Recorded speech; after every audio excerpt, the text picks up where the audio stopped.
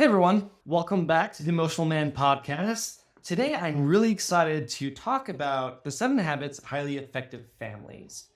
Now, one of the things I've been really looking into is how to develop a family operating system or a systematic way of operating your family such that you can build a successful family.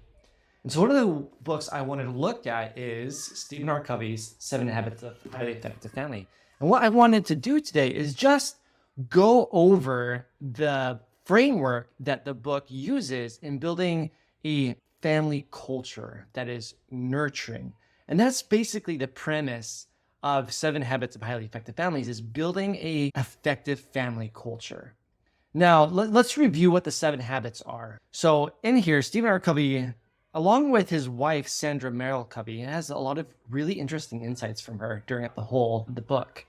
But they are, number 1, be proactive, which is stay calm, apologize in this family context. Second is beginning with the end in mind, which means to have a clear purpose for your family. Third, put first things first.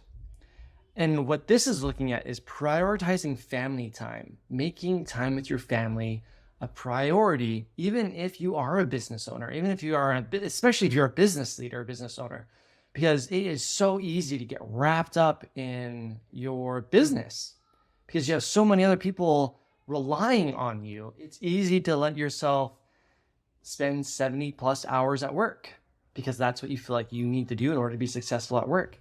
But what about your family? You gotta put first things first. All right, next one. 4th, think win-win. This is about respecting each other's needs and the needs of everyone in the family, and recognizing how you can meet or how you can help each individual person meet their needs. 5th, seek first to understand. This is really about the concept of seeking first to understand others and then to be understood. Now, interestingly, a lot of times when we are listening to people, we want to do it with the intent to persuade them or to influence them rather than to be influenced by them. And the key here is if you want people to trust you, they have to have some modicum of influence over you. They have to know that what they're saying is meaningful to you. That means allowing them to influence your perspective. And that's what understanding someone else is, allowing them to change your perspective by seeing theirs. It's a fascinating concept. Number 6, synergize, valuing each other's strengths. Now, I really feel like this is the counterbalance to really focusing on each other's weaknesses. It's so easy to get lost in all the little ways that our spouse or our children annoy us or how we annoy ourselves. But really valuing each other's strengths is really honing in on what those strengths are and discovering what they are and then nurturing them. Okay, number 7, sharpen the saw. He lists exercise, learning together, having fun, and I would add in here rest. Being able to recuperate is really key, I think, especially just watching my own wife with our 9 kids.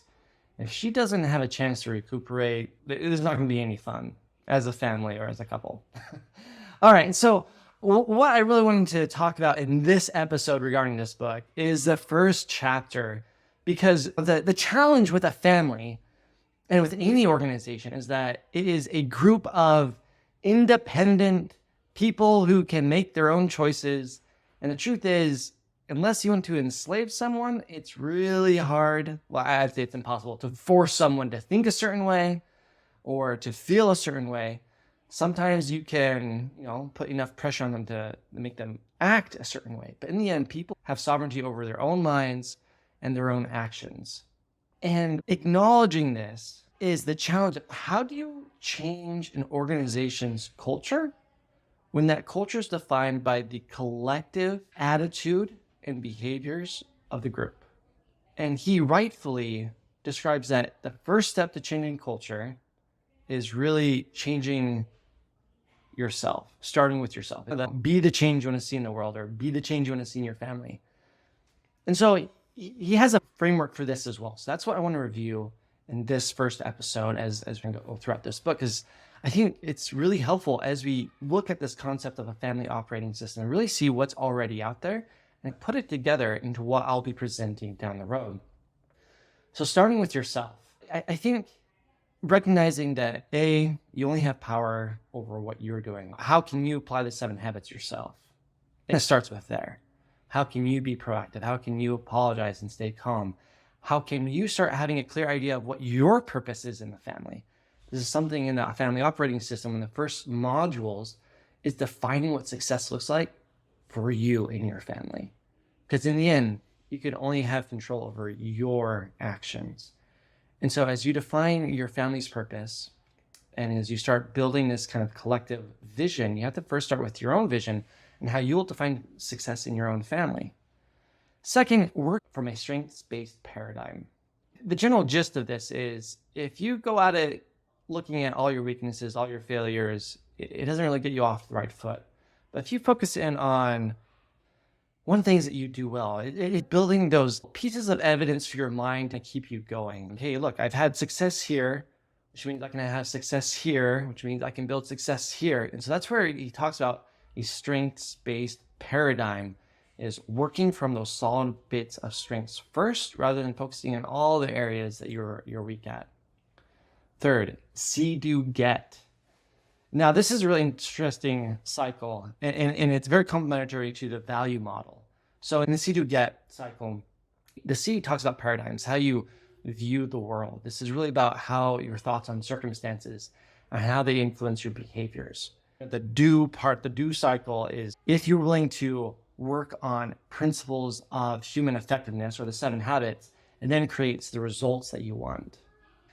I feel like it leaves out a few areas here. In the value model, we're looking at validating where you're at, asking why you're there. And that's looking at validating your thought, how you're seeing circumstances, and then looking at what that will create in your life. One of that piece is emotion. I think as we look at our behaviors, so much of what we do is motivated by our emotion. So I think that's one area in this book that I think other authors help supplement this with, is we want to keep in mind how key our thoughts influence, our emotions influence, our actions create the results in our lives. And his big thing is when we're looking at our actions, we want to look at the actions that will drive the results we want based off of the 7 habits. Okay, let's move on. So first off, you have to do your see, do, get cycle. You have to change the way you individually look at the world and how that will then change your behavior. And then that will start bringing the results that you want into your own life. And then you start sharing what you're learning and what you're doing with family members. There's nothing more contagious or more, what's the word? It's like a germ it's not right. I can't think of the word. Contagious. There we go. Contagious. There's nothing more contagious than success. When people start seeing you succeed and they start seeing you apologize, seeing you stay calm, seeing you change, seeing you find greater peace, people want that. People want change. And as they see you changing, I think that naturally creates this gravity towards you. And I think that's what he's capturing here, is that as we involve our family, hey, this is what I'm trying to do, and they understand what you're doing, and then they see the change, that naturally draws them in. So I love that piece of it. Be patient and realistic. I think this is a really good counterbalance to everything in the book thus far. And that is effectiveness. He described effectiveness as 2 parts. Getting your desired results in a way that maintains or improves the results over time. That means you don't want to burden yourself out as you go through this. You have to be realistic and patient that change takes time. Sometimes change can be intense and not immediate, and sometimes changing long-held habits will take consistent effort and time in a way that won't burn you out.